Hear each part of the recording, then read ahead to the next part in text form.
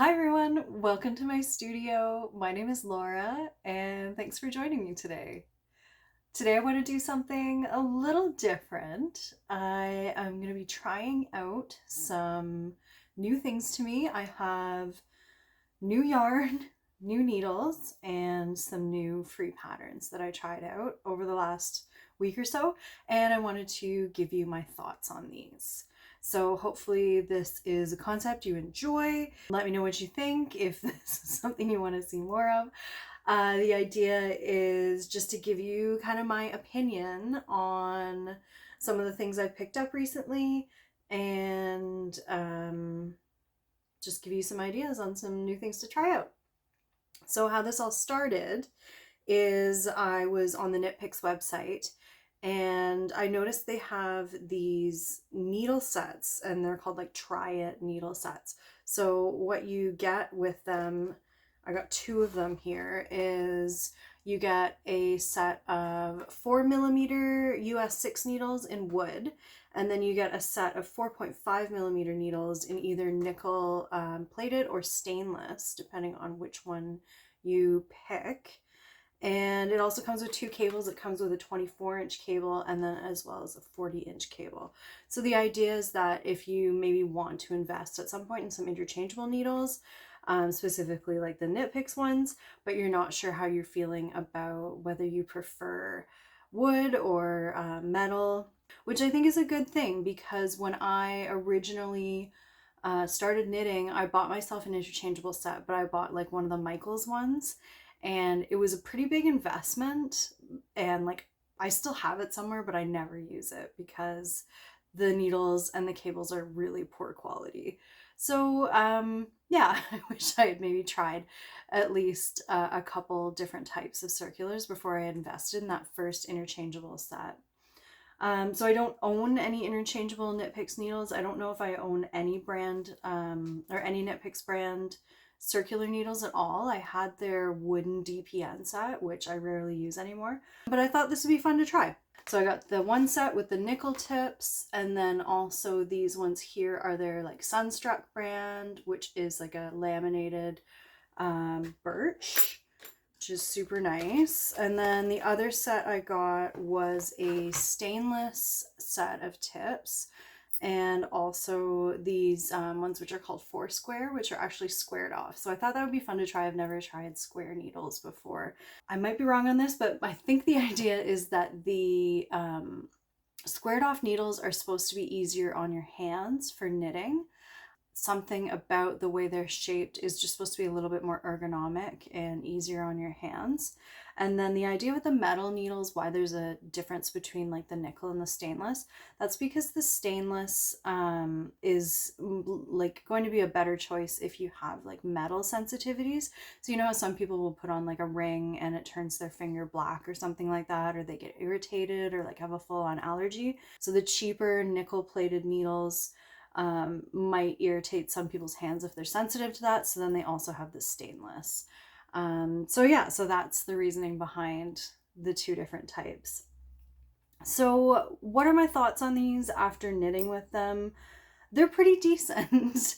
So I have a Haya interchangeable set and I have a ChiaoGoo interchangeable set. So those are both pretty nice, maybe like higher end than the next Knit Picks brand needles are. And so I'm pretty spoiled. So I thought this would be a good way to try out something, you know, still like I would call it like mid-range rather than like a high end or a low end. And my thoughts on them, like as overall needles, they're really good. They are like, the cables are decent. The needles themselves are good. I did attach the needles without using the tension key because I wanted to see how well that they just went on to the cables with like just like finger tight rather than using the tensioning key.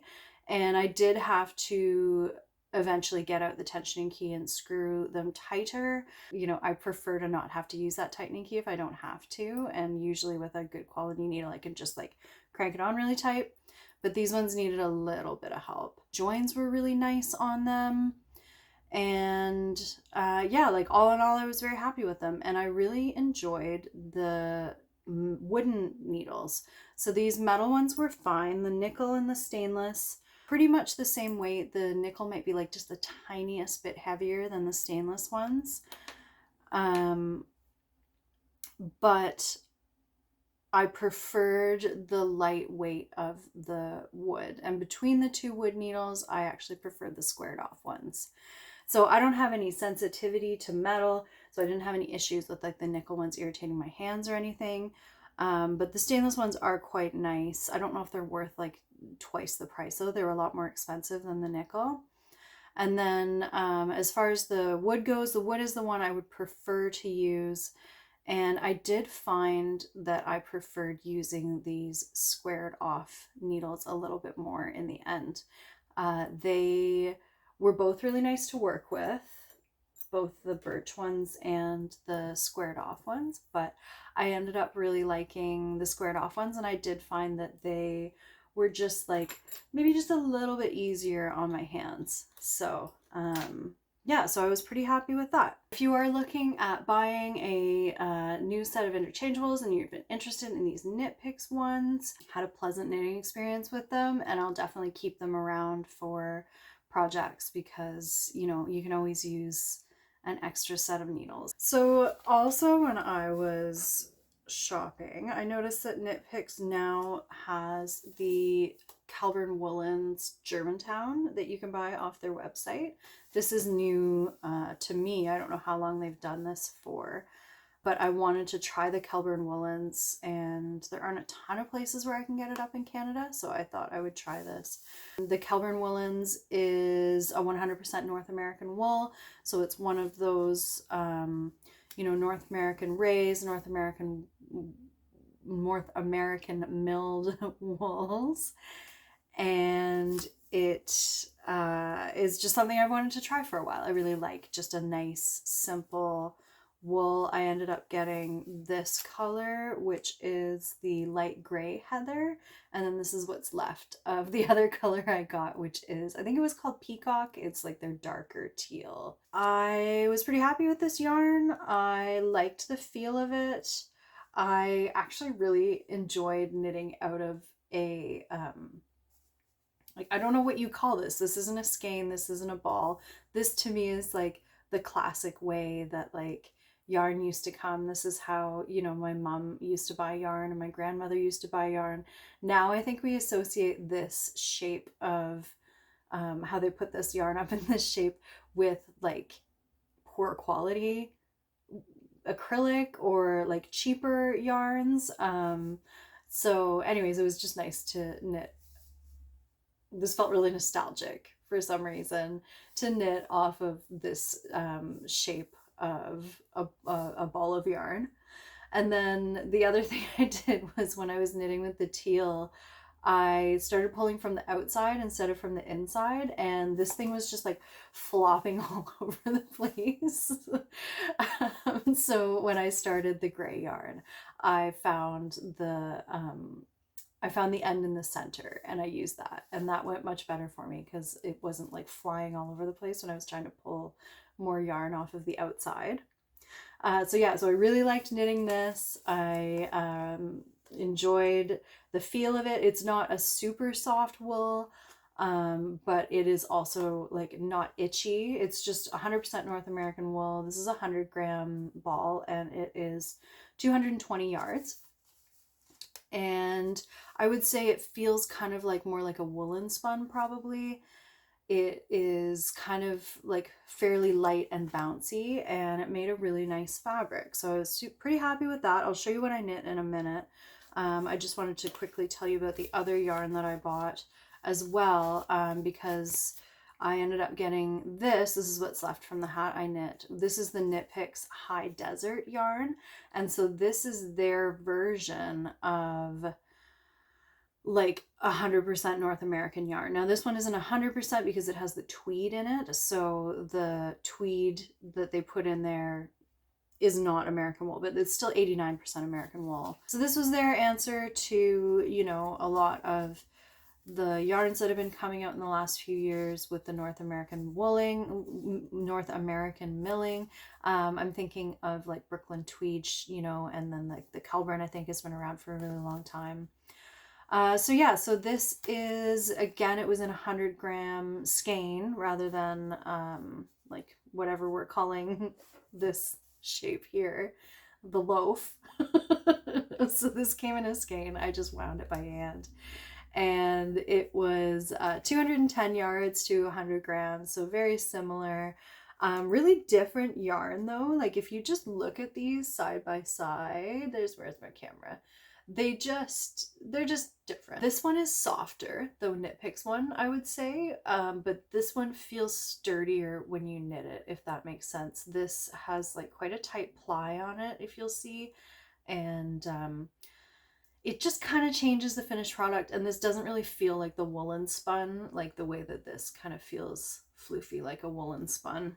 So I was still really happy with it though, and it was definitely a better price point. I should probably tell you how much this was.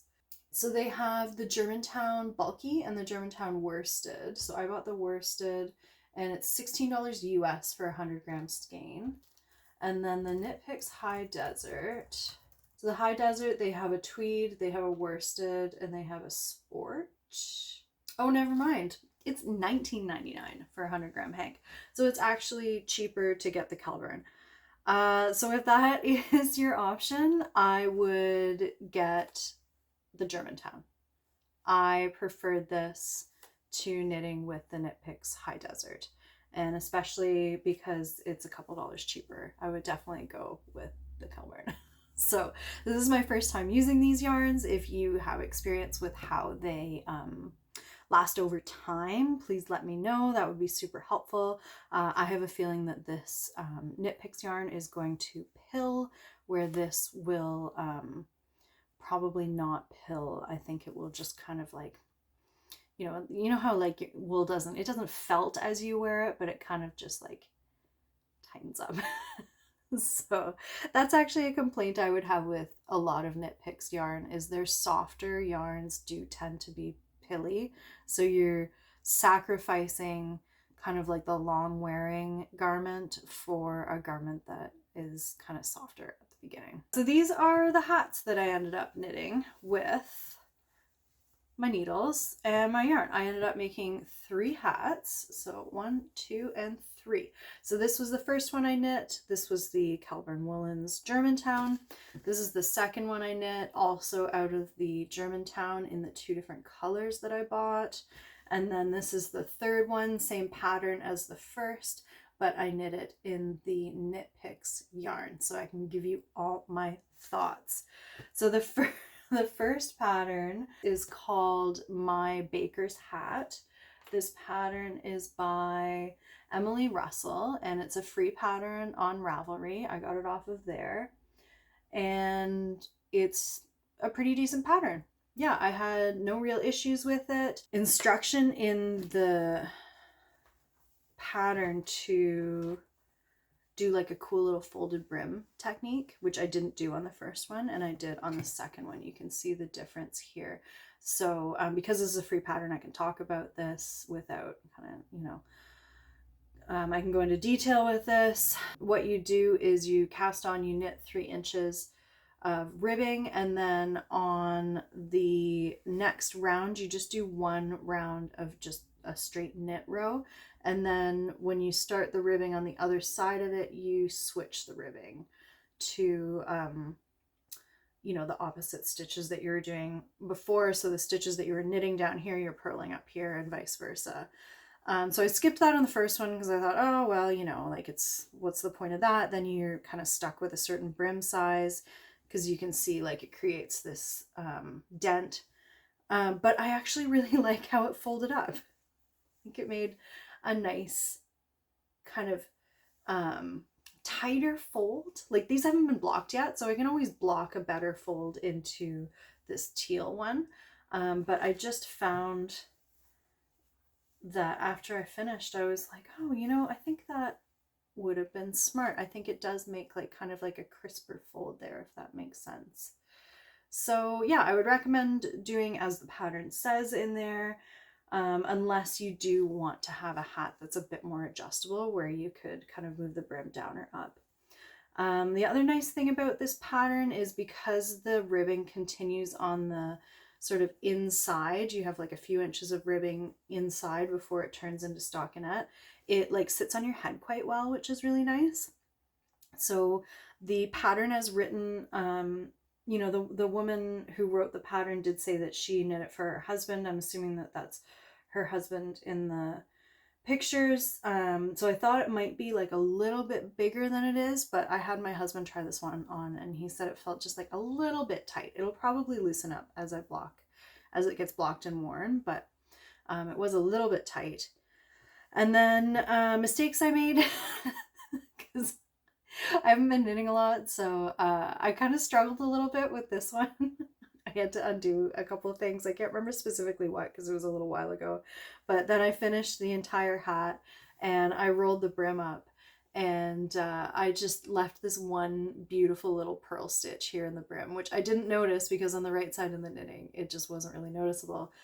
And then when I rolled it up, it's just right there. So I think I'm going to put like a little patch on there or something, maybe one of my I Heart You patches, because I didn't want to undo this entire hat. It took a really long time to do the ribbing because I just wasn't in the habit of knitting at the beginning and I was trying out these new needles all the way. But yeah, so that was the mistake on this hat that I caught. I made other mistakes and fixed them, but that was the one that I didn't catch. And then on this hat, I somehow just magically added 10 extra stitches when I cast on. And I didn't realize that until this morning when I went to start my decreases up here and the math didn't work out. So that was also great. I ended up, you know, I ended up doing one extra round of decreases to get myself down to closer to the right stitch count. I think I still had 2 extra stitches and then I just kind of decreased those once or twice, like did a couple decreases as I was working the rest of them. So you can't really tell after all that, but I was really wondering why I was using so much more of this yarn than this yarn when I was knitting the same hat, and that's why. I figured it out. It's sort of frustrating, but it's not like I ruined it or anything. I just ended up making a slightly bigger one. So this one will probably fit someone with a larger head a little bit better than this one. This one fits my head just fine. So yeah, so this is my baker's hat. This is the Knit Picks High Desert worsted. Yes, in tweed. And then this is the Kelburn Woolens Germantown worsted, which I would say this is probably the winner. But this is still good. Nothing wrong with this here, but I would say for the price, I would go for the Kelburn. So this was my hat that I used to test the 4mm needles. So that was the wooden needles. And I kind of already gave you my thoughts on those. Didn't really feel like they knit any differently between the one yarn to the other or anything like that, but I wanted to find a second pattern to try that used the 4.5mm needles that I also got, the metal ones. So I ended up settling on this pattern. So this is the June hat. This is by Megan Kelly. So the reason that I ultimately ended up picking this hat pattern, the June hat, is because it calls for the Kelburn Woolens Germantown yarn. I think this is actually part of, you know, like a series of hats that was knit with this Germantown yarn. So yeah, so I decided to try that and I'm glad I did. It was also a great pattern. It gave me a chance to try out the 2 metal needles. This called for 4.5mm needles for the main part of the hat. It called for 3.75mm for the brim, but I used 4mm needles and I'm pretty happy with how it turned out. No issues here with the pattern. The only thing that seemed kind of weird is that it was designed to be purled. So that was a little surprising. I'm used to patterns where they have you knitting rather than purling, so that you're essentially working on the wrong side the whole time, but you're creating this purl detail on the inside. So what I did is I flipped the pattern around. Yeah, I didn't want to do all that purling. We'll just leave it at that. So I ended up knitting it in this direction. Yeah, so as the pattern was written, it was like purl 10 and then either slip 1 or knit 1 depending on whether you're using the main color or the contrast color. I hope this makes sense. So rather than doing all of that purling, I ended up just switching the pattern around, which is not that difficult to do, especially with something like this. So rather than purling across and then slipping or knitting this stitch, just depending on what color yarn I was on, I did a knit across, and then depending on what color I was on, if I was on the gray, I was just purling this one stitch, or if I was on the teal color, I was slipping with the yarn in front. So that was the only thing I needed to change, was to make sure that I brought the yarn across the front so that it didn't show here. So yeah, so if that makes sense to you, you can now flip over this pattern. Essentially, you're just reversing all the directions on there. Like if it says to knit, then you purl.